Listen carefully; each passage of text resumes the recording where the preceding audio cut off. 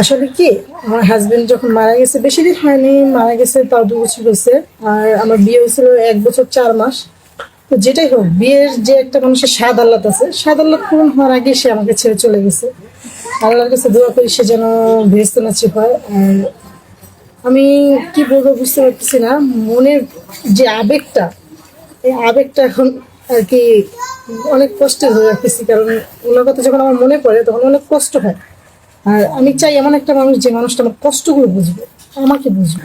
বয়সটা তো যেমনই হোক, আমার কোনো আপত্তি নেই। সে দেখতে কালো, সে দেখতে অসুন্দর, কিন্তু তার মনটা ভালো হতে হবে। সুপ্রিয় দর্শক, আসসালামু আলাইকুম। জীবনের গল্পে আপনাদের স্বাগতম জানাচ্ছি। ক্যামেরার সামনে দাঁড়িয়ে রয়েছে আপু। আপু কেমন আছেন? আলহামদুলিল্লাহ ভালো আছি।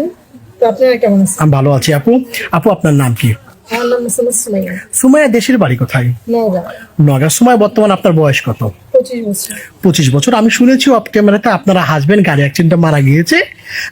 উনি কিভাবে মারা গিয়েছিলেন? উনি রাস্তা ক্রসিং করতে গিয়ে একটা কার এসে ওনাকে একদম ওখানে পিছিয়ে দিয়ে গেছে। ওখানে পিছিয়ে দিয়ে গেছেন। আপনার বিয়ে কতদিন ছিল, সংসার কতদিন ছিল? আমার সংসার করছি 1 বছর 3 মাস। 1 বছর 3 মাসের সংসারের সময় উনি মারা গিয়েছেন। 1 বছর 3 মাসের মানে স্বামী স্ত্রীর হাতের মেহেদি তো শুকায় না। জি। আফসোস হয় আপনার প্রিয় মানুষটি মারা গিয়েছেন, প্রিয় মানুষ ছাড়া এখনো আছেন। আফসোস তো অবশ্যই হবে, কারণ আমি তাকে অনেক ভালোবাসতাম। অনেক সে ভালো। আমাকে অনেক ভালোবাসতো। আপনার কি প্রেম করে বিয়ে করেছিলেন না ফ্যামিলি থেকে বিয়ে হয়েছিল? না, আমাদের প্রেম করে বিয়ে হয়নি, অ্যারেঞ্জ ম্যারেজ হয়েছিল, কিন্তু সে আমাকে অত্যন্ত ভালোবাসতো। অত্যন্ত ভালোবাসতো।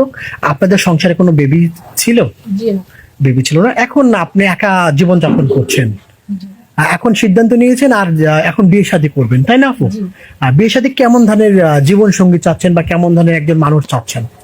আমি একজন ভালো মনের মানুষ চাচ্ছি, যে মনে করেন যে আমাকে অনেক ভালোবাসবে, এবং কি তার মানে পুরোটা বিশ্বাস আমাকে করতে হবে। যে অবশ্যই। অবিশ্বাস করলে মনে করেন সেখানে সংসার হয় না। আর সবচেয়ে বড় কথা হচ্ছে যে স্বামী স্ত্রীর মনের মিলটাই সবচেয়ে বড় জিনিস।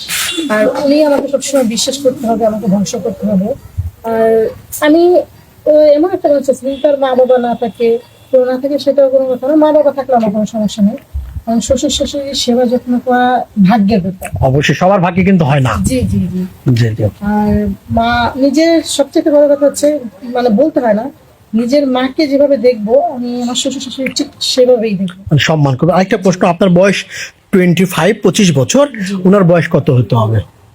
30+ সমস্যা নেই। 30+। আপনি দেখতে মাশাআল্লাহ অনেক চমৎকার, ফর্সা, অনেক সুন্দরী। উনি দেখতে কেমন হলে, মানে কালো? সে হচ্ছে আল্লাহর দান, গায়ের রং হচ্ছে আল্লাহর দান। তো উনি কালো হোক যেমন হোক, কিন্তু এটা ভালো একটা মনের মানুষ লাগবে। ভালো একটা মনের মানুষ এবং ভালো চরিত্র থাকতে হবে, যেন আপনার প্রতি আসক্ত থাকে, আপনাকে ভালোবাসে, এমন কিছু। জি। আচ্ছা, ঠিক আছে। অনেক ভাইরা স্ত্রী মারা গিয়েছে, স্ত্রী চলে গিয়েছেন, কিংবা প্রথম স্ত্রী বাবু হয় না, দ্বিতীয় স্ত্রী বিয়ে করতে চান, সুখের সংসার, প্রথম স্ত্রীর অনুমতি আছে, এমন হইলে? তো ওনার ওয়াইফ যদি মনে করেন যে সমস্যা নেই, ওনার ওয়াইফ যদি অনুমতি দেয়, তাহলে আমি সমস্যা নেই। সমস্যা নাই আপনার? কিন্তু সেটা আপনার, ওনার ওয়াইফ আমার সামনে বলতে হবে যে আমি আমার হাজবেন্ডকে দিতে বিয়ে করবো। মানে লিখিত